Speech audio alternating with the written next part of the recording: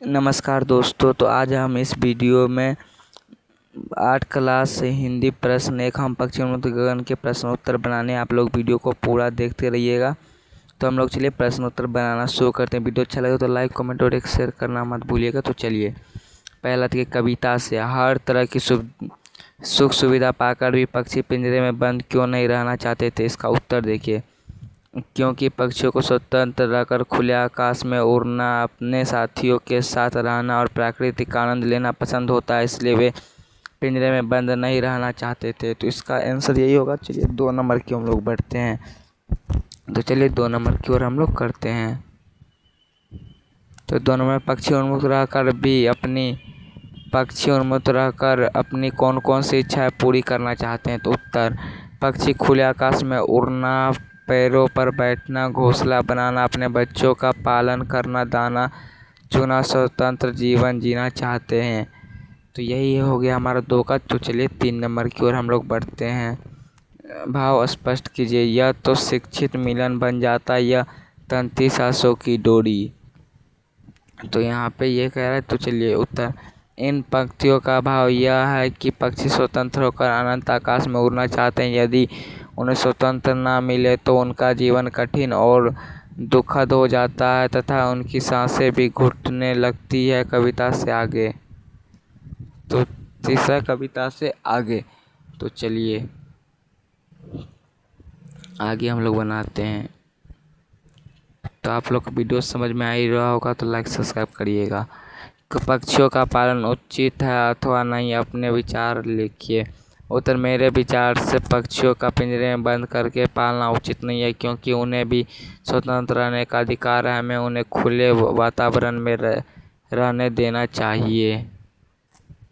क्या आपने या आपकी जानकारी में किसी ने कभी पक्षी पाला है? उसकी देख रेख के किस प्रकार की जाती होगी, लिखिए। तो इसका हम लोग आंसर ऐसे लिखेंगे, देखिए।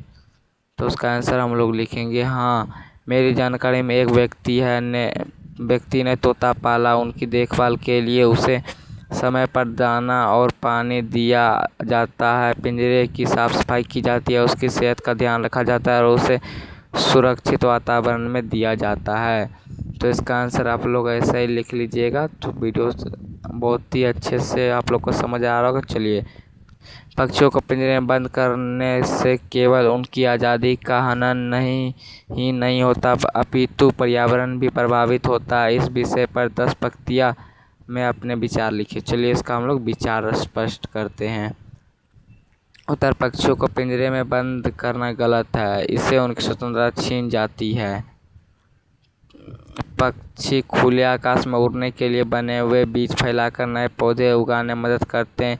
कई पक्षी कीड़ों को खाकर फसलों की रक्षा करते हैं। पक्षियों के कम होने से पर्यावरण का संतुलन बिगड़ता है। हमें पक्षियों को पकड़कर पिंजरे में नहीं रखना चाहिए। तो आप लोग भी ऐसे लिख लीजिएगा। तो चलिए, उनके लिए पेड़ लगाने और पानी की व्यवस्था करनी चाहिए। हमें सभी जीवों के प्रति दया का भाव रखना चाहिए। पक्षियों की आज़ादी और पर्यावरण की रक्षा करना हमारा कर्तव्य है। तो आप लोग इतना लिख लीजिएगा। तो चलिए हम लोग आगे प्रश्न 1 वहाँ बनाते हैं। अनुमान और कल्पना। प्रश्न 1, हाँ, वर्तमान जीवन में शैली और शहरी पक्षियों के लिए हानिकारक है। पेड़ों की कटाई, प्रदूषण और ऊंची इमारतों के कारण पक्षियों के रहने के स्थान कम हो रहे हैं। पक्षियों के बिना पर्यावरण का संतुलन बिगड़ सकता है। हमें अधिक पेड़ लगाने, जल स्रोत की रक्षा करनी चाहिए, प्रदूषण कम करना चाहिए और पक्षियों के लिए दाना पानी की व्यवस्था करनी चाहिए। तो इसका हम यही। तो चलिए 2 नंबर की हम लोग बढ़ते हैं। अनुमान और कल्पना। प्रश्न 2, तो इसमें भी यही है। तो चलिए हम लोग इसका जवाब देते हैं।